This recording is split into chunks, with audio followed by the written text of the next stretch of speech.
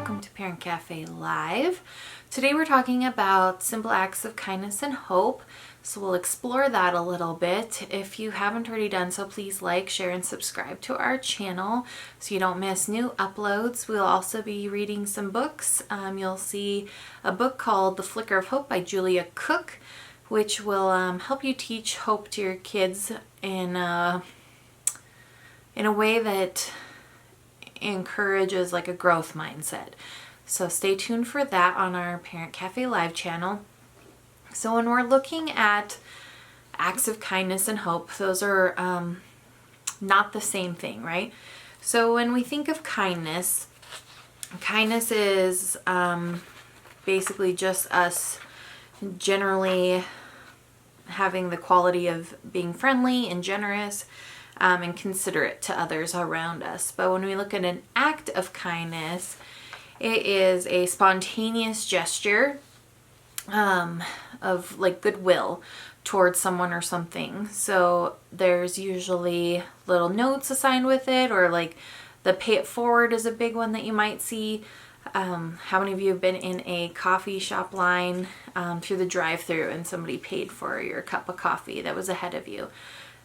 How does that make you feel? Like when I've had it happen to me, it just sets my mood for the day. It provides me with that little insight that there's good in the world and I have hope for humanity, or whatever I'm struggling with, it gives me a little bit of perspective that not everything's bad and good things can happen. So I feel like acts of kindness spur hope. And when there's kindness out in the world, people can see that hope. If there isn't kindness, it's a lot harder to be resilient and find that hope. And we really do need hope. So hope is basically a feeling of trust that something good is going to happen. We are wanting or have the expectation that something good is going to happen to us or to what we want. Whatever that is, it's an optimistic state. So hope and optimism are not quite the same. Optimism is considered like perpetual if you're an optimistic person, but you can be a pessimist and still find moments of hope. There might be fewer, they might look a little different, but hope is not a constant state. So to build that and to build more hope, seeing kindness, even being the person who provides kindness and seeing that, I feel like that kind of changes your mindset into a more positive outlook.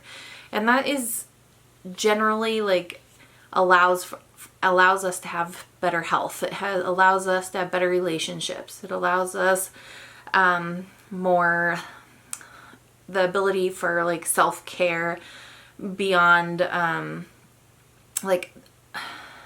so not just like going and you have took a bubble bath or something, but self-care as far as like feeding your soul a little bit. So think about that when we are expressing hope. So one of the reasons we really need hope, so if we're already pessimistic, we sort of have a negative outlook on things. And life is hard no matter where we come from, our personalities, our attitudes, our beliefs. Life is still hard. But if you're an optimist, you can look at the bright side of things. If you're not an optimist, you need that hope to drive you. So hope helps you find motivation in accomplishing something. So you could have every skill and ability, but if you don't have the capacity to believe that it's worth it, like that there's a motivation there, even that little bit of hope, that flicker of hope in order to accomplish it, you might not ever do that.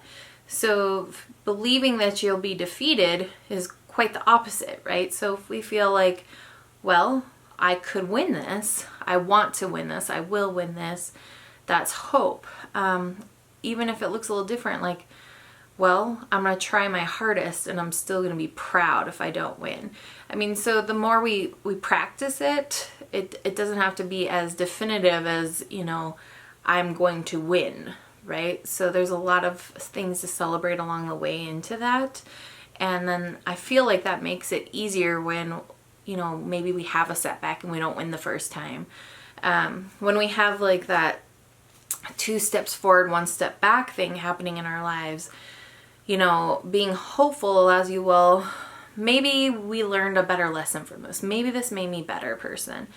If I learned from this, I have the opportunity to do it again. Looking at that hope aspect to reframe the negative of, well, I just failed.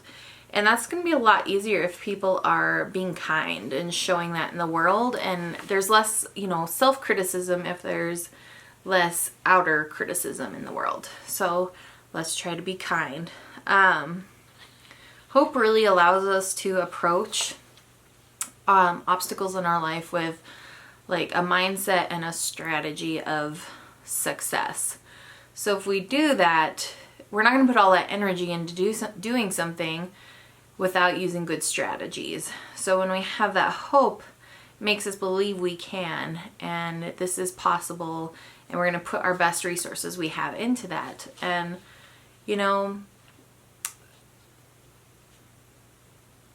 we often can set some unrealistic goals for ourselves. So when we're doing this, I think it also helps you know what you're capable of and helps you be realistic that way. And that's a part of resilience, which we are going to talk about in our next video, is the importance of resilience. And I feel like hope is a big factor in there. So hope is a psychological component into our lives. I mean, it is technically it's something we act upon. It's a behavior that we can learn more of. But without that psychological component of building in the hope, a lot of our actions aren't going to have the best outcomes. So whenever I'm talking about like Eeyore, he has sort of like textbook depression, right? And he is not an optimistic person at all, or Donkey. And then you have other characters that are just much more happy, being just hopeful that the next big adventure is on the way. So for the most part, Tigger is a pretty happy guy no matter what, and he sets his life based on that happiness. And Eeyore is just kind of sad and lonely, and nothing is ever going to turn out. So if you flip those personalities a little bit, I think we would have totally different characters. And so that's how we can be in real life, is explore hope and kindness and develop a stronger sense of empathy and a stronger sense of compassion for the world around us and ourselves, and build upon that and just have a more positive outlook. So whenever we're envisioning positive, like I said earlier, this can motivate us to do better things. And one of those things, so by being a recipient of kindness and we're able to find some hope, that can spur, that contagion of kindness. So more people will want to do acts of hope, and vice versa. So if we are being hopeful, we can spur kindness, and if we're being kind, we can spur hope. So I hope that makes sense, but they go hand in hand, and I don't feel like you can really have one without the other. And it just builds, for not wanting to sound cliche, it makes us a much happier place, right? So if we want to have kindness in our lives, there's some proven benefits to that. So recipients can just feel loved. Feeling loved is a huge factor in being able to feel hope. Is a huge factor in being resilient. So if we're not resilient at all, finding hope is going to be a lot harder. You can have like a sense of awe. So something bigger than you, when you're feeling that love and virtue. There's the love hormone. So just getting that factor boosts everything. So oxytocin is called the love hormone. So this can help lower your blood pressure and improve overall health. So good thing. Can increase the feelings of strength and energy when you're helping others. And it's empowering to be able to do that. So any way you can find ways to do that, it gives us a sense of control. And, it might just be letting somebody cut in line, or opening the door for somebody, or being able to pay for that person's coffee. Those are simple acts of kindness that go a long way. So if somebody opens the door for me and they're like, after you, like, I think that's amazing. How sweet. I even love it more when it's like a little kid and they're just being so sweet and genuine. There's some gentlemen you come across that just have old-fashioned manners. I try to hold the door open for people with small children or that are elderly, and I think that holding that door might be a struggle, especially if I had a hard time opening it. And I just do it because if I'm already there and I'm already the person that opened it, like, why not just let them through the door? Like, it's not hurting me at all. And I know when I receive something like that, it just feels good. It can make you feel calmer, a little less depressed, increase your feelings of self-worth, like you feel a little special because you did something or because somebody did something for you. It can decrease pain by generating endorphins, and it does a lot with reducing anxiety, depression, and like I said, lowering blood pressure. So when we're doing these things, we don't even know that these things are happening, these proven benefits, other than the general like feel-good feeling you get from it. But when you're the recipient in it, you might have had the worst day, the worst week, the worst month, the worst year ever, and this little flicker of kindness that offered you that hope that things could get better. And I think for me, that's why these two connect together so much. You never know what your small act is going to lead to. There's this whole theory on like the ripple effect of kindness and how that perpetuates through each person it's connected to. And, you know, I truly believe it just starts with one person and then it ripples through. So some ways you can do this with your kids is teaching them about like what random acts of kindness is and why it's important, and if we have the ability to do them, we should. So there's some ideas out there where you can create like a calendar. Some people just do it like they'll take a week during the year and do it, or you could sporadically do it. I did find this thing on doinggoodtogether.org, and I will post a link for this, but it's 50 meaningful family acts of kindness that teach compassion. So kids really need to be taught compassion and empathy. If they're not taught it, they don't develop it as early on, and that makes social skills more complicated, right? So this is an easy way to do it, and it's a feel good, and I think it's good for bonding within the family as well.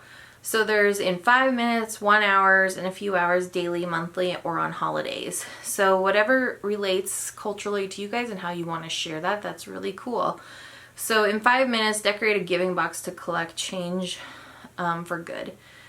Sign up for Doing Good Together's newsletter, print and commit to a 30-day kindness challenge, pick up groceries for an ailing neighbor. So right now, that is something you could totally do. With our social distancing, there's a lot of people that can't get out. So connecting, and if you are capable of doing that, do that. 1 hour, have family meetings, decorate lunch bags for Meals on Wheels, write poetry or letters for the elderly. In a few hours, work in a community garden. We can't really do that yet, but I'm hoping by the time this ban lifts, we're gonna have access to all of that. Daily, give thank you cards to a helper in your life. Do a journal. Monthly, adopt a family. Share books. Visit local nursing home. On holidays, create your own kindness themed tradition. And there's a ton more ideas on here. I can't go through them all, but I think you guys should really, take at least one from each section and try to implement them in your lives. And I think you'll see a big change in positivity in your home, in your relationships, and just within yourselves as individuals. So thank you for listening to me today. I wish you all the best. Have a happy day. Don't forget to like and subscribe, and we'll see you next time. Thank you.